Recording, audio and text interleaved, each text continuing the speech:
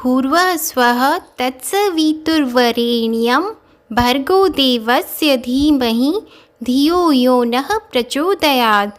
ओम सूर्याय नमः। वैशाख पूर्णिमा को वैशाख मास की समाप्ति तिथि होगी। इसके पश्चात जेठ अथवा ज्येष्ठ मास का आरंभ होने जा रहा है। ज्येष्ठ मास हिंदू कैलेंडर का तीसरा महीना है। इस महीने का स्वामी मंगल होता है। ज्येष्ठ में गर्मी का प्रकोप रहता है। सूर्य का प्रकाश तेज होने से नदी तालाब सब सूख जाते हैं, इसलिए इस माह में जल का विशेष महत्व है। ज्येष्ठ मास में हनुमान जी, वरुण देवता, सूर्य देवता इन सब की पूजा बहुत खास मानी जाती है। जिस प्रकार वरुण देवता जल के स्वामी होते हैं, वैसे ही सूर्य भगवान अग्नि के देवता होते हैं। इस वीडियो में आप जानेंगे कि ज्येष्ठ मास की आरंभ तिथि क्या है, समापन तिथि क्या है, पूजा का महत्व, जेठ मास का महत्व, पूजा विधि क्या है, जेठ मास के मंत्र, जेठ मास के नियम, ज्येष्ठ मास के उपाय और ज्येष्ठ मास की कथा। ज्येष्ठ माह 6 मई 2023 शनिवार से शुरू हो रहा है। इसकी समाप्ति 4 जून 2023 रविवार को होगी। इसके बाद आषाढ़ का महीना शुरू होगा। ज्येष्ठ महीने में सूर्य सबसे ताकतवर रहता है। यही वजह है कि इस माह में गर्मी तीव्र होती है। ज्येष्ठ महीने में जल का संरक्षण और पेड़ पौधों और जीवों को जल देने और उनकी रक्षा करने से कष्टों का नाश होता है। पितर भी प्रसन्न होते हैं और देवी लक्ष्मी मेहरबान रहती हैं। आइए अब जानते हैं ज्येष्ठ माह का पूजा महत्व। पुराणों के अनुसार ज्येष्ठ मास के मंगलवार के दिन ही बजरंगबली हनुमान जी की मुलाकात भगवान श्री राम से हुई थी, जिसके चलते इस महीने में मंगलवार को व्रत और बजरंगबली की पूजा का खास महत्व है। ऐसा करने पर स्वयं बजरंगी भक्त के सारे संकटों का नाश कर देते हैं। इसे बड़ा मंगल और बुढ़वा मंगल के नाम से भी जाना जाता है। हर महीने में पड़ने वाली एकादशी, प्रदोष, पूर्णिमा आदि के साथ इस महीने में नारद जयंती, शीतलाष्टमी, वट सावित्री व्रत, गंगा दशहरा जैसे कई बड़े पर्व पड़ेंगे। ज्येष्ठ मास में सूर्य भगवान की उपासना और भगवान विष्णु की आराधना भी विशेष फलदायी होती है। आइए अब जानते हैं ज्येष्ठ महीने की पूजा विधि। ज्येष्ठ महीने में भगवान श्री विष्णु और उनके चरणों से निकलने वाली माँ गंगा और पवन पुत्र हनुमान जी की पूजा का बहुत ज़्यादा महत्व माना गया है। ज्येष्ठ मास में पड़ने वाले मंगलवार को बड़ा मंगल या फिर बुढ़वा मंगल के नाम से जाना जाता है। ज्येष्ठ मास में पड़ने वाले 4 बड़ा मंगल की विधि विधान से पूजा करने पर व्यक्ति को मनचाहा वरदान प्राप्त होता है। इसी प्रकार भगवान श्री विष्णु, सूर्य नारायण और माँ गंगा की पूजा से अनंत पुण्य की प्राप्ति होती है। ज्येष्ठ के महीने में आप गंगा में स्नान करें अथवा घर पर ही प्रतिदिन प्रातः जल्दी उठकर स्नान आदि से निवृत्त होकर भगवान सूर्य को शुद्ध तांबे के लोटे में जल चढ़ाएं और उनके मंत्रों का जाप करें। इसके बाद पीपल को जल सींचें और पीपल देवता की पूजा करें।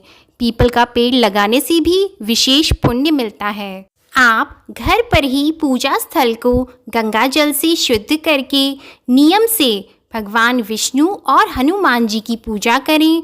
उन्हें पुष्प चढ़ाएं, दीप करें, तुलसी की भी पूजा करें और इसके बाद भगवान को भोग लगाकर भगवान विष्णु का पाठ करें। आइए जान लेते हैं ज्येष्ठ मास की आराधना के मंत्र। ज्येष्ठ मास में गायत्री मंत्र ओम भूर्भुवः स्वः तत्सवितुर्वरेण्यं भर्गो देवस्य धीमहि धियो यो नः प्रचोदयात्। सूर्य को अर्घ देते समय इस मंत्र का जाप करने से मन शांत होता है और एकाग्रता बढ़ती है। इस मंत्र का विशेष महत्व है। ओम भानवे नमः। इस मंत्र का अर्थ है प्रकाश लाने वाला। जब आप इस मंत्र का जाप करते हैं तो हमें प्रकाश देने और पृथ्वी पर जीवन को संभव बनाने के लिए सूर्य के प्रति गहरी कृतज्ञता का भाव महसूस करें। ओम सूर्याय नमः। इस मंत्र का अर्थ है अंधेरे को दूर करने वाला। संक्षेप में इसका अर्थ है कि हमें प्रकाश देने के लिए हम सूर्य की पूजा करते हैं। अतः ज्येष्ठ मास में इन मंत्रों का जाप करने से भगवान सूर्य की आप पर विशेष कृपा होती है। आइए अब जान लेते हैं ज्येष्ठ मास के नियम। ज्येष्ठ मास में एक समय भोजन करने का भी विशेष महत्व है। ज्येष्ठ मास में एक समय भोजन करने वाला निरोगी रहता है और धनवान बनता है। इस माह तिल का दान करने से अकाल मृत्यु से जातक बचा रहता है। इस माह में शरीर पर तेल नहीं लगाना चाहिए। ज्येष्ठ माह में जल संरक्षण का कार्य करने का भी विशेष महत्व है। इस माह का स्वामी मंगल है, इसलिए इस माह में मंगल का दान करना चाहिए और मंगलवार का व्रत करना चाहिए। ज्येष्ठ माह में हनुमान जी की प्रभु श्री राम से मुलाकात हुई थी, इसलिए इस माह में हनुमान जी की पूजा करने से लाभ मिलता है। आइए अब जान लेते हैं ज्येष्ठ मास के उपाय। इस माह में बेल का अधिक से अधिक सेवन करना चाहिए और बेल का रस पीना चाहिए। इस माह में ज़्यादा से ज़्यादा पानी पीना चाहिए और लस्सी का भी सेवन करना चाहिए। इस माह में लहसुन, राई और गर्मी करने वाली सब्जियां और फल आदि नहीं खाने चाहिए। इस माह में बैंगन खाने से दोष लगता है और रोग उत्पन्न होते हैं और यह संतान के लिए भी शुभ नहीं होता है, तो बैंगन का प्रयोग नहीं करना चाहिए। इस माह में हरी सब्जियां, सत्तू और जल वाले फलों का उपयोग काफ़ी लाभदायक होता है। अंत में ज्येष्ठ मास की कथा का प्रारंभ। महर्षि स्कंदजी अपने शिष्यों को ज्येष्ठ माह का महत्व सुनाते हुए कहने लगे कि इस महीने में जल देने का विशेष महत्व है। इस माह में किया गया थोड़ा सा दान अधिक पुण्य प्रदान करता है। ज्येष्ठ मास में भगवान का सच्चे हृदय से ध्यान करने वाले मनुष्य को मोक्ष की प्राप्ति होती है। ज्येष्ठ माह के देवता श्री हरि विष्णु जी हैं। इस माह में अन्न दान, जल का दान, व्यंजन का दान, चंदन दान, हल दान और जूतों का दान करने से शांति प्राप्त होती है। चंदन का दान करने से देवता, ऋषि और पितृ प्रसन्न होते हैं। निर्जल क्षेत्र में प्राणी मात्र की रक्षा के लिए जल का दान करना चाहिए।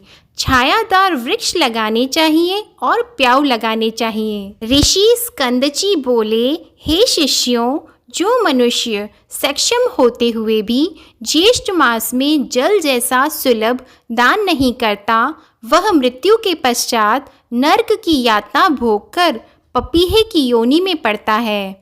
इस विषय में मैं तुम्हें एक कथा सुनाता हूँ। त्रेता युग के अंत में महिष्मतीपुरी में वेद वेदांतों को जानने वाला सुमंत नाम का एक श्रेष्ठ ब्राह्मण अपनी पत्नी और पुत्र के साथ रहता था। उसकी पत्नी का नाम गुणवती और पुत्र का नाम देव शर्मा था।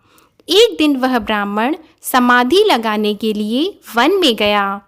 कुछ समय श्री हरि का ध्यान कर वह ब्राह्मण वहाँ स्थित सुंदर सरोवर का जल पीकर वृक्ष की छांव में सो गया, जो कि सरोवर के एकदम नज़दीक ही था। अब जो भी जीव जानवर सरोवर में जल पीने आता तो वह उसे देखकर डर कर भाग जाता और जल पीने से वंचित रह जाता। कुछ नन्हे जीव तो प्यास के कारण मृत्यु को प्राप्त हो गए। सूर्य देव के अस्त होने पर वह ब्राह्मण अपने घर लौट आया, लेकिन अनजाने में हुआ पाप भी उसके साथ साथ आ गया। कुछ समय बाद ब्राह्मण अस्वस्थ हुआ और उसकी मृत्यु हो गई। उसकी पतिव्रता स्त्री भी अपने पुत्र और घर का त्याग करके ब्राह्मण के साथ सती हो गई। अज्ञात पाप के दोष से वह ब्राह्मण मृत्यु के पश्चात कई समय तक नरक की यातना भोगकर चातक की योनि में पड़ा और उसकी पत्नी चातकी की योनि में।